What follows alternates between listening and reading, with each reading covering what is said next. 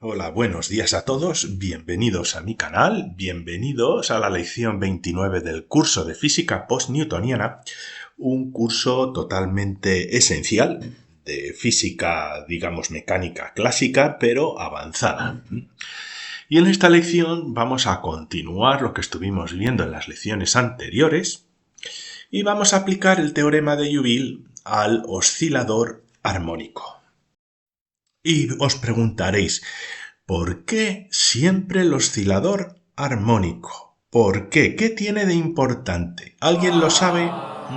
Y aparte del listillo de la clase, lo que es importante del oscilador armónico es que con unas ecuaciones muy simples podemos describir todo tipo de comportamiento en sistemas físicos, ya sean fluctuaciones cuánticas, incluso vibraciones de moléculas, el movimiento de un péndulo, la transmisión de la radiación electromagnética, las oscilaciones de campos magnéticos.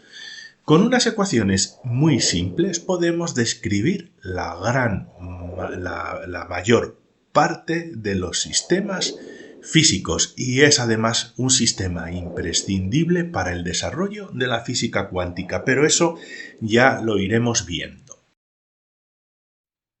¿Y alguien sabe de lo que estamos hablando cuando queremos aplicar el teorema de Joule al oscilador armónico? Pues bien, si te encuentras dentro de la clase de niños que no saben de lo que estamos hablando, yo os aconsejo mucho seguir el curso desde el principio de forma secuencial, pero para poder entender esta clase sí que es imprescindible haber visualizado las 3 o 4 clases anteriores, ya que muchos de los conceptos de los que vamos a hablar en esta lección, además de ser extremadamente importantes en física teórica, son imprescindibles para entender lo que vamos a ver hoy aquí.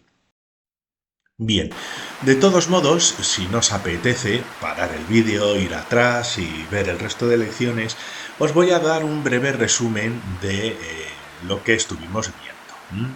Y lo que hicimos fue modelar el comportamiento de los sistemas físicos, el flujo de información en un sistema físico o el vector de evolución de un sistema físico en un espacio de fases, y lo modelamos como si fuera un fluido que se está moviendo por el espacio. Y calculamos lo que se llama la divergencia del vector de velocidad de flujo a lo largo del espacio como una medida para identificar el comportamiento de nuestro sistema físico, si se conserva la energía, si es reversible o irreversible, etcétera. Si tenemos conservación de la información.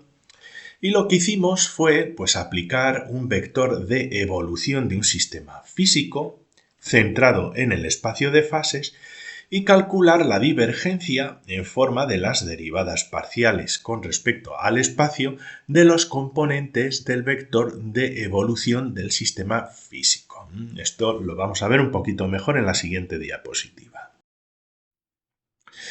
Pues bueno, en las lecciones anteriores habíamos hablado del espacio de fases como un espacio donde representamos los valores permitidos de momento y posición de un sistema físico que puede adoptar una partícula en un sistema físico y además derivamos en este tipo de espacios de fases un vector de evolución del sistema. Por ejemplo, en este caso estamos representando las trayectorias en el espacio de fases de un oscilador armónico, que como ya vimos en las lecciones anteriores, adoptan trayectorias de tipo elipsoidales. Con el tiempo va aumentando el momento, disminuyendo la distancia con respecto al origen de la partícula, etcétera, etcétera, y hace un movimiento de oscilación de este estilo, solo que lo estamos representando en 2 dimensiones, siendo el momento una de las coordenadas del sistema. De esto ya habíamos hablado. Y luego dentro de este espacio de fases ya vimos que podíamos dibujar un vector de evolución que nos indica hacia dónde está evolucionando, se está moviendo nuestra partícula y que tiene 2 componentes.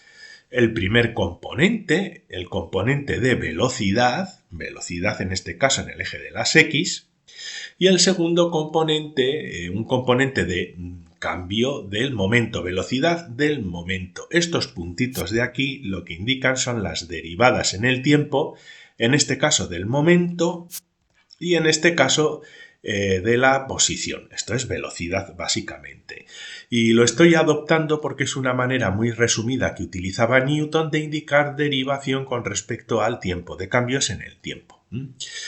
Y este vector de evolución lo que nos indica es cómo cambia en el tiempo la posición de la partícula, pues en este caso la partícula se va acercando hacia el origen, siguiendo esta trayectoria, y el segundo componente nos indica cómo va cambiando el momento, pues el momento con el tiempo, mientras se mueve la partícula, pues va aumentando. Y podemos definir un vector de dos componentes que vamos a llamar vector de flujo, o vector de evolución del sistema. Y lo que vimos en las lecciones anteriores era cómo aplicar la divergencia sobre los componentes de este vector para averiguar si nuestro sistema era irreversible o reversible. Las ecuaciones dinámicas del oscilador armónico son muy simples y os las recuerdo aquí. Y básicamente hay una fuerza que se llama fuerza restauradora que es igual a menos K, siendo K la constante de restauración o constante muelle multiplicada por la posición de la partícula. Es decir, una fuerza de signo negativo que va aumentando conforme la partícula se va alejando del origen y cuando llega a esta posición, esta fuerza hace que vuelva al origen y así va fluctuando. ¿De acuerdo? Esta constante de restauración debería incorporar la masa, aquí no la he puesto por simplificar. Y ahora lo que nos interesa es aplicar el teorema de la divergencia de flujo, o que lo podemos también llamar teorema de Liouville, sobre el vector de evolución del oscilador armónico. Y para ello necesitamos calcular cuál es la derivada del momento con respecto al tiempo, es decir, p punto, y la derivada de la posición con respecto al tiempo o x punto. Y vamos a hacerlo a partir de estas ecuaciones. La fuerza la podemos reescribir en función del momento, porque la fuerza es el cambio del momento con respecto al tiempo, es la definición de fuerza. Y como ya vimos anteriormente, esto para no escribir denominadores y que no se hagan muy engorroso, lo que podemos hacer es utilizar la nomenclatura de Newton colocando un punto aquí arriba para indicar que esto es la derivada en el tiempo del momento. Y ya tenemos nuestro componente P punto, que es menos Kx. Así que podemos conocer el vector de evolución del oscilador armónico, que tiene estos dos componentes, el componente velocidad y P punto, que es esto. Entonces podemos sustituir a este segundo componente por menos Kx. Y lo que vamos a hacer ahora pues es aplicar la divergencia de este vector de flujo y también aplicaremos el teorema de Liouville en forma de operador de conmutación. Aquí tenemos el vector de evolución del sistema, la velocidad de la partícula, P punto, que ya lo hemos sustituido aquí. Y entonces la divergencia de este vector, aquí podríamos poner el vector v, la divergencia de este vector o cómo cambia este vector a lo largo del espacio, como estamos trabajando en un espacio de fases y vimos en la lección anterior, corresponde a la derivada parcial del componente de velocidad, aquí de la posición con el punto arriba con respecto a la posición, más la derivada parcial de p punto con respecto a p, siendo la posición y el momento las coordenadas de nuestro espacio de fases. Y lo único que tenemos que hacer es aplicar esta ecuación. Aplicamos esta ecuación y lo que hacemos es sustituir p punto por menos kx. Así que tenemos que derivar, esto es una derivación parcial con respecto al momento. Pero aquí vemos algo muy interesante. Aquí lo que vemos es que el momento no aparece en menos kx. Por lo tanto, la derivada parcial con respecto al momento de esta función va a ser 0. Y lo ponemos aquí. Muy bien, ahora solo nos queda calcular este primer término, que es la derivada parcial de la velocidad con respecto a la posición. Así que lo que tenemos que hacer es averiguar a qué equivale x punto, la velocidad en la coordenada x. He simplificado este problema en una sola dimensión, pero es extensible a 2 o 3 o más dimensiones. Pues bueno, la velocidad realmente la podemos poner en función del momento. ¿Por qué? Pues porque el momento es una de las coordenadas de nuestro espacio de fases. Por lo tanto, el momento es masa por velocidad, velocidad es x punto, por lo tanto podemos despejar la velocidad de aquí, le pongo x punto que es mucho más sencillo, y veremos que x punto es igual al momento dividido masa. ¿De acuerdo? Es muy sencillo. Y ahora solo tenemos que calcular para la divergencia la derivada parcial de esta función con respecto a la posición. Lo sustituimos y fijaos, aquí no aparece la posición por ningún sitio. No os confundáis. El momento es masa por velocidad, no por posición. Es una derivada parcial.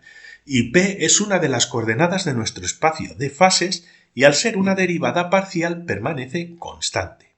Solo podríamos derivar esto si hay una x aquí dentro en algún sitio. Pero como ese no es el caso, esta derivada parcial vuelve a ser 0. ¿Vale? Es 0. Y la divergencia del vector de evolución del oscilador armónico es 0. Y como vimos en las lecciones anteriores, el hecho de que la divergencia sea 0 significa que nuestro sistema físico se comporta, o nuestras partículas se comportan en el espacio de fases, moviéndose como si fueran un fluido incompresible, donde no pierden el volumen, conservan la información, conservan la individualidad de las partículas que forman el sistema y además es reversible, en el sentido de que conserva la información y, midiendo la información de un sistema físico, somos capaces de inferir cuál era el estadio anterior. Así que es bastante importante. ¿Qué pasa si hacemos lo mismo aplicando el operador de Liouville? ¿Y por qué vamos a hacer esto? Porque, bueno, pues es exactamente que calcular la divergencia del vector de evolución tal como vimos en la lección anterior. Simplemente que tendremos la oportunidad de aplicarlo como un operador muy parecido, un operador parecido a los operadores mecánico-cuánticos. Y yo creo que merece la pena. Y para ello lo que necesitamos es averiguar cuál es el hamiltoniano de nuestro oscilador armónico, que es bastante sencillo. Esta es la operación que nos calcula la divergencia del vector de evolución de un sistema físico, que básicamente es el conmutador. Aquí lo he puesto en forma de conmutador. Si no sabéis lo que es un conmutador, yo os animo a ver la lección anterior. Allí lo explicamos de manera breve. Os dejaré un enlace a la lección anterior al final de esta lección y también un enlace al curso completo, tanto en la descripción al vídeo como al final de esta lección. Pero básicamente es aplicar esta operación de conmutación entre la derivada parcial de momento y la derivada parcial de posición aplicada sobre el hamiltoniano del sistema.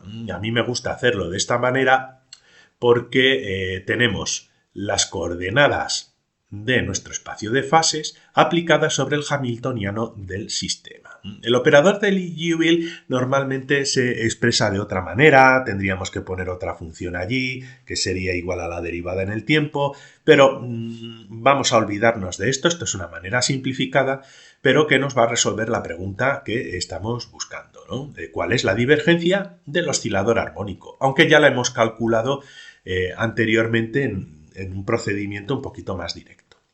El hamiltoniano del oscilador armónico pues es muy sencillo, es básicamente la suma de la energía cinética y la energía potencial.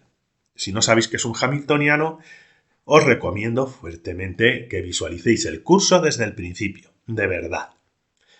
Pues el hamiltoniano es la velocidad, es la energía cinética de la partícula, que va a ser un medio de la masa por la velocidad al cuadrado, esto velocidad al cuadrado va a ser x punto al cuadrado también, más la energía potencial, que en el caso del oscilador armónico es kx cuadrado dividido entre 2. Aquí tendríamos que meter la masa también, pero bueno, consideramos que la constante de restauración también incorpora la masa. Es una manera muy sencilla de colocar el hamiltoniano del oscilador armónico. ¿De acuerdo? Pues vamos a desarrollar el operador. ¿Qué significa este operador? Esta manera de representar un operador. La manera de representar un operador la vamos a desgranar ahora. Esto se representa como unos corchetes. Estos corchetes sólidos los he representado así porque son los más utilizados en física cuántica. En mecánica clásica, como ya veremos, el equivalente se llaman los corchetes de Poisson y son diferentes. Pero bueno, básicamente es una manera resumida de poner dos operadores separados por una coma y este corchete, el desarrollo es la comparación de aplicar el primer operador seguido del segundo operador restándole la misma operación pero a la inversa, aplicando el segundo operador como primero y después el primer operador aquí como segundo. Como veis, el orden está invertido. Quizás no sepáis qué significa esto. Yo lo entiendo. Es una estructura matemática muy importante, quizás no tanto en la mecánica clásica, pero sí en la física cuántica, porque no todas las operaciones que veis así son cero. Esto es cero si tienen la propiedad de conmutación. En este caso tienen la propiedad de conmutación. En la física cuántica no tiene por qué ser ese el caso, ¿de acuerdo? Y es comparar cuál es la diferencia de aplicar unas operaciones sobre un sistema físico, en este caso el hamiltoniano, si lo hacemos primero con un operador seguido de otro y después lo comparamos con la operación inversa, porque en algunos casos sí que hay diferencias y son importantes. Pues bueno, tenemos que resolver esta ecuación. Por lo tanto, la operación de conmutación, que la hemos desarrollado aquí, la vamos a aplicar sobre el hamiltoniano. Y por lo tanto, el hamiltoniano pues pasa a las primeras derivadas parciales y lo que tenemos que hacer es pues realizar estas operaciones y ver cuál es el resultado. El hamiltoniano es este, pero como veis aquí tenemos la velocidad al cuadrado, x punto al cuadrado, pero esto lo podemos representar mejor con el momento. Y la energía cinética la podemos volver a representar como p cuadrado dividido 2m. Esto es la energía cinética, es la misma operación que un medio de la masa por la velocidad al cuadrado. ¿De acuerdo? Y esta es la energía potencial. Pues lo que tenemos que hacer es derivar esta expresión primero aquí con x seguido de p y aquí con p seguido de x y después restarlo. Vamos a operar con el primer término. Pongo aquí la expresión del hamiltoniano y el primer término del conmutador era la derivada parcial del hamiltoniano con respecto al momento y después lo derivamos el resultado con respecto a la posición. Pues bueno, vamos a derivarlo. Bien, es una derivada parcial con respecto al momento. Por lo tanto, aquí el momento no aparece por ningún sitio y esto nos va a dar 0. Pero esto que observáis aquí sí que va a sobrevivir. Esto sí que nos va a dar una diferenciación no 0 con respecto al momento. ¿Y cuál va a ser? Pues si diferenciamos p cuadrado 2m con respecto al momento, pues va a ser p dividido m. El 2 sale fuera, se simplifica con este 2 y nos queda p dividido entre m. Y ahora al resultado de esta primera operación es cuando aplicamos la diferenciación con respecto a la posición. Pero fijaos, aquí tenemos el momento, no la posición. Por lo tanto, la derivada parcial, como no tenemos posición aquí, va a ser 0. Y ahora vamos a operar con el segundo término. Volvemos a poner el hamiltoniano y el segundo término, que era menos el segundo término, es la derivada del hamiltoniano, pero esta vez aplicando la derivada con respecto a la posición y después al momento. Y volvemos a tener pues algo muy parecido. Esta parte de aquí no contiene posición por ningún sitio, por lo tanto la derivación parcial con respecto a la posición va a dar un 0 aquí. Y este término no, este término sí va a ser diferenciable con respecto a x. Este 2 va a salir fuera, se va a simplificar con este otro 2 y el resultado va a ser pues kx. Y ahora al resultado de esta diferenciación hay que aplicarle la diferenciación con respecto al momento. Pero fijaos, aquí no se ve el momento por ningún sitio, por lo tanto el resultado es 0. Tenemos el resultado 0 tanto en el primer término del conmutador como en el segundo término del conmutador, por lo tanto la solución es un 0. Resumiendo, este es el resultado, ¿de acuerdo? El resultado del conmutador sobre el hamiltoniano es 0 y esto es igual a la divergencia también del vector de evolución en el oscilador armónico. Por lo tanto, la divergencia del vector de flujo o del vector de evolución del oscilador armónico es 0. Y el hecho de que sea 0 indica pues que es un sistema incompresible, ¿de acuerdo? Es incompresible, es un sistema reversible que además conserva la información y la individualidad de las partículas que forman un oscilador. Si tuviéramos 50 osciladores en un sistema, cada oscilador conservaría su individualidad y en su conjunto actuarían como si fuera un líquido incompresible y su comportamiento en el espacio de fases sería indistinguible al de un fluido. Bueno, espero que os haya quedado claro esta aplicación práctica del teorema de Liouville sobre el oscilador armónico. Si os ha gustado, os invito a suscribiros a mi canal. Pinchando aquí os dejo un enlace al curso en general y otra a la lección anterior porque estoy convencido de que muchos de vosotros la necesitaréis. Muchas gracias y hasta la siguiente lección.